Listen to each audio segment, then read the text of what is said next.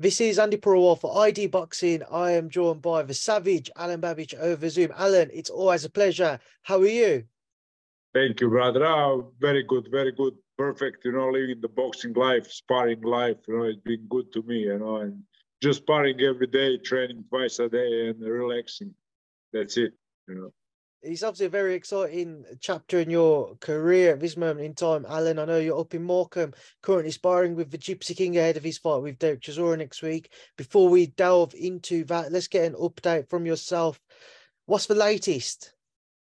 The latest is everything, like you said, it's very fun time in my career, but it always is. My career has been perfect for 3 years, 3.5 years now. So every day it's a new stuff, and it keeps getting better and better. So I'm just one step closer to that goal, WBC belt at Bridgerweight.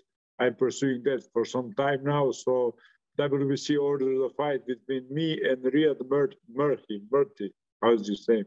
He's a very good fighter. Has some 32 victories, I think. So, a big amount of fights, a big amount of knockouts. Only one defeat against a very good Chechen guy. So I'm looking forward to that. He's a fighter just like I am. He's a little shorter than me. He's going to be the first one who is smaller than me. So he's a bit shorter, and we're about the same size, about the same weight. He's a puncher. He's a knockout artist. He also has like 70% KO ratio. I'm at 90. So let's see what happens. It's a very, very fun time to be Alen Babic. Alen, it seems to be that's the final hurdle for you to overcome before you get your chance to fight for the world title. So before you go into looking towards the future too far ahead, talk to me about the fight with Merhy and what you're expecting from it. You just said about his knockout ratio and what you expect on that front, but just break down that fight for me. Oh, it's going to be amazing fight. I said yes in that instant. The WBC ordered the fight. I called Ilya, I called my guys here, I called my coach in Croatia. We said yes. Let's just go.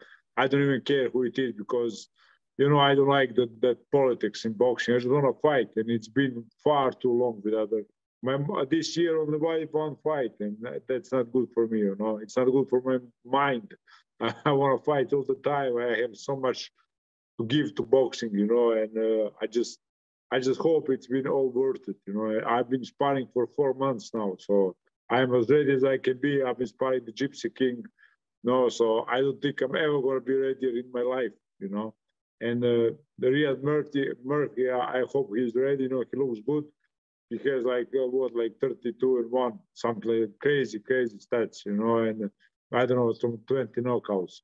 So I like the fight. Very dangerous fight. Listen, Balski show I am vulnerable just like everybody else. He hit me a few times after the bell, but nevertheless, so it's a tough fight. It's a tough fight, and I say I can be knocked out just as easily as I can knock him out because we are both knockout artists. He is my biggest test so far, as was Balski, and I deal with him. I dealt with Balski, and I won almost every round.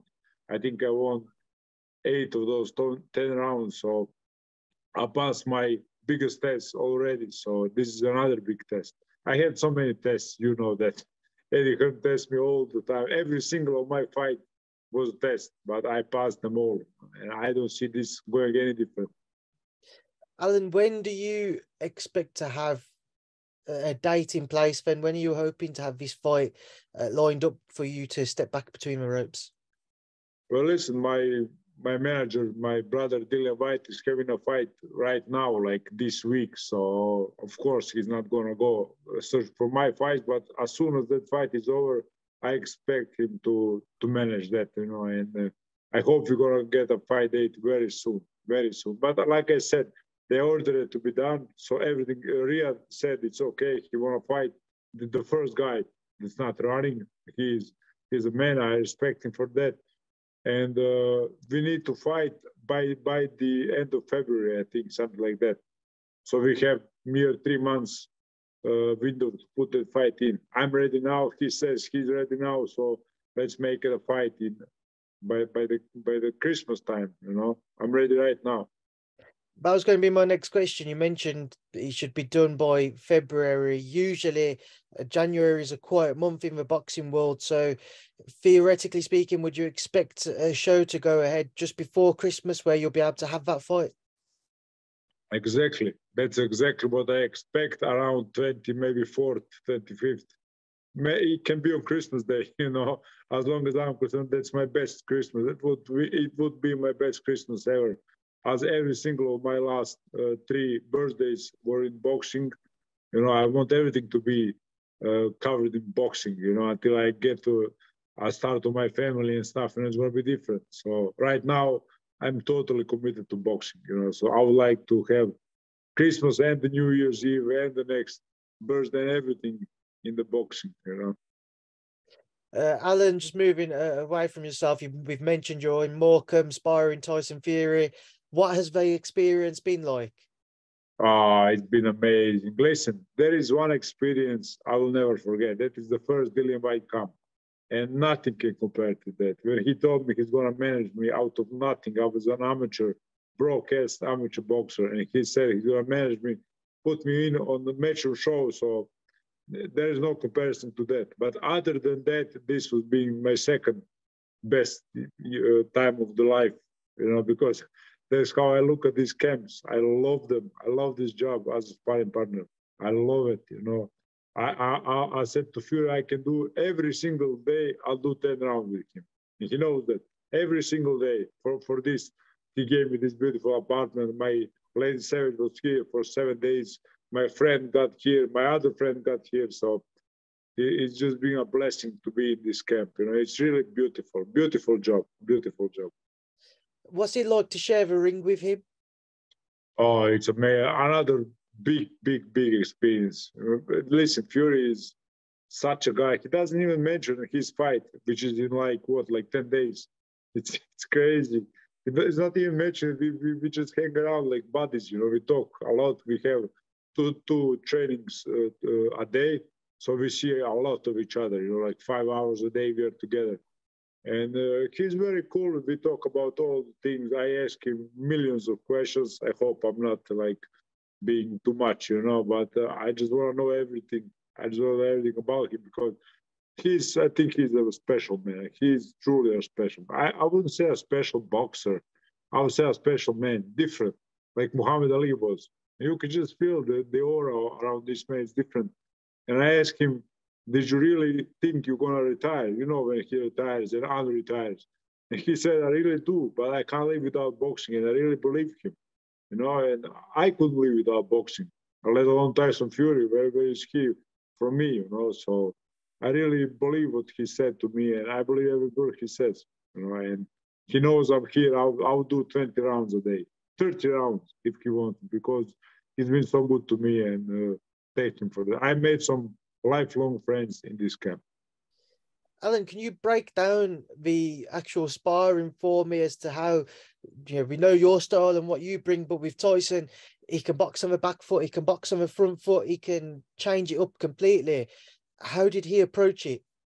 Well, exactly as you said, there's not more to add. I watch Chisora every day, like 5 hours a day. I watch Chisora. Now it's Muhammad Ali, Joe Frazier, number 3, I think, fights. But other than that, I watch Chisora and I try to emulate as much as possible. You know, I don't care about myself in this sparring camp. I don't care how I do.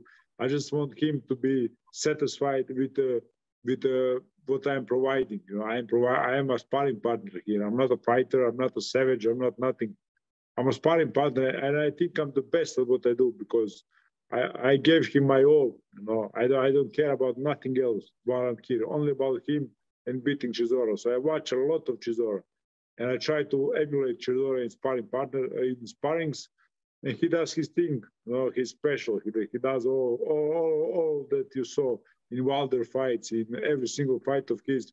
He does it all in sparring. You know, and I love it. I love it. I just love it. You know, so the first sparring was amazing, and it just went after that better and better. Every sparring is better. How many rounds have you shared together, Alen? We did around 20 rounds already, 15, 17. So a lot of rounds. We do 4 rounds. I do first 4 rounds. Sometimes I do 3 rounds, as long as he needs, you know. Adelaide is going to be here, I think, anytime now. Solomon Dakers is here. And that Franklin guy was here who was fighting Dillian Whyte. He's not. I'm not going to tell you why he left, but I'm going to tell you that after the fight.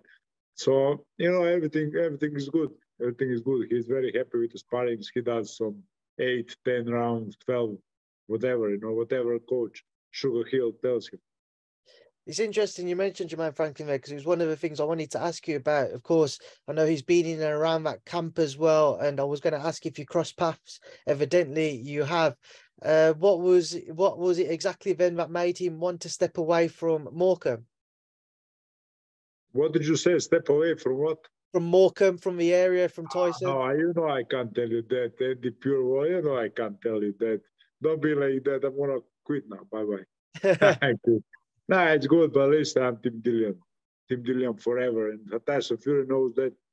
And Franklin knew that. You know, he get a sense of it that I'm Team Dillian. And I don't care about his opponent, you know. So I'm going to tell you that after the fight, what happened. But nothing special. You know? It's just things that happen in sparrings, you know. Oh, so you sparred Jermaine as well? Maybe not. I'm not telling you, bro. I'm a professional. I'm not telling you nothing, you know. But it was good, like every sparring camp. It is nothing new to me, nothing new to him. It's good. Every sparring camp, something happens, you know. Alen, just want to get your thoughts on Fury-Chisora 3 as well, as we're only, as you say, about 10, 11 days away from that. Tyson, a big favourite for that fight. A lot of people overlooking, ruling out Derek's chances, but what are your thoughts now? Well, I'll tell him, brother, be careful, you know. Derek, with those small gloves, is a dangerous man. Dangerous man with a triple D. You know, you don't overlook Derek Chisora. You know? And he is not doing it because he's been training so hard. That's how I think he's going to win, by training like a maniac. You know, he's been living alone with Sugar Hill, away from his family for like 6 weeks now, 7 weeks, 8 weeks, I don't know. So he's really done everything possible. And I think you're going to see one of the best Tyson Furies, because he can do, I do 100 punches around, you know that. He does 110. It's crazy when he does shadow box, when he does back work, so many punches. He's so light on his feet, yet he's so heavy on his hand. It's weird, you know. I really start to respect him even much more than before. Of course, I respected him, but he does this thing. He loves boxing. He loves boxing. He lives boxing, you know. Every single day, he lives boxing 24 hours a day. He never eats something he shouldn't supposed to. He never does. Another thing, in this camp, this is the best, this is the most boxing I have ever done in any other camp. There is no conditioning, strength working, nothing. Just his strength is the shadow box. That's all he does. And I respect that so much, you know, because he's just boxing every day, twice a day for like 2 hours each session. You know, it's just boxing. So I think that is going to overwhelm Chisora. You know, just box. He's just going to box. And if you put him down, he's going to get up. You know, there's literally nothing you can do to this man. You know, one of the most dangerous punchers in the world, Deontay Wilder, tried to put him down, couldn't. You can't put this man down. He's just going to box. He's just going to box because he's not a strength guy. He's not a running guy. He just boxes. Just boxes. I love it. I love that thing in this camp. This is the first camp that I did every session with them, because usually I don't do the strength. I said, fuck strength. I don't do that. I'm not going to do pull-ups and stuff, you know. But what he's doing, it's only pure boxing. And I respect that so much, you know. And I love it. And I enjoyed every single session. Alen, Dillian Whyte returns this weekend, as you've mentioned, against that man, Jermaine Franklin. Just get your take as well, what you expect from it and how much pressure there is on Dillian's shoulders to bounce back from his defeat to Tyson earlier this year. Well, I don't think there is much pressure. I think it's going to be a crazy knockout. I think Dillian's going to be back with crazy knockout, everything other than, like I said, we shared ring, maybe, maybe not, and everything other than a crazy knockout would be very surprising. We're gonna see it. I think we're gonna see it. I'm not gonna say which punch is gonna be, but I think I even know which punch he's gonna make him go sleepy, you know. So I I don't know, but the Jermaine guy, I didn't talk to him, you know, but I didn't get a sense that he wants to win this. I didn't get that sense. I don't know. Maybe I'm just Tim Dillon, so I didn't see that stuff. But I don't know. I think it's all the same to him. And I think he just came for the money. Maybe I don't know. I really don't know. So I don't expect much from Franklin. On that undercard on the weekend, we see a British title fight between Fabio Wardley and Nathan Gorman. That's a very good fight, Alan. What's your take? My take is that Fabio Wardley deals with this kind of situation like no other. You know, everybody think it's going to be a close fight. Fabio Wardley makes it not even close. So I'm curious to see if he's going to make this fight also not even close, which would be fucking amazing because that guy has something, you know. I think we did a round when we were in the first Dillian Whyte camp, but I'm not really sure because I sparred a lot of guys there. I sparred everybody. But I remember him sparring, watching him. He has that something extra, you know, something. He has like 12 knockouts in a row. Crazy. It's like me, you know, but you don't see it on him. I throw with my whole body, you know. I want to kill you in that ring, you know that. But if you don't know, he's like dancing and stuff. And then, bam, he lights it out. So I'm really, really curious for that. I'm going to be there, of course. So Saturday, I'm off to Dillian and to be with him, you know, to see the fight, of course. And it's going to be very interesting, you know, gets me pumped, you know. Very tough fight. Nathan Gorman, I respect that man. I hold him very high, always did. You know, I like his style. He's a brawler. You know, he's a very strong, very heavy on the hands. So let's see. But like I said, my guy Fabio Wardley always make them do what they want. It's weird. He maybe even forfeit the fight. I don't know what's going to happen to the Gorman guy because Fabio does that too. It's weird. Final one, Alan. The WBC ordered a bout between Deontay Wilder and Andi Ruiz Jr. as a final eliminator for the WBC World Heavyweight title. When that comes around next year, who has the edge? Who do you think is the most likely to come out on top in that fight?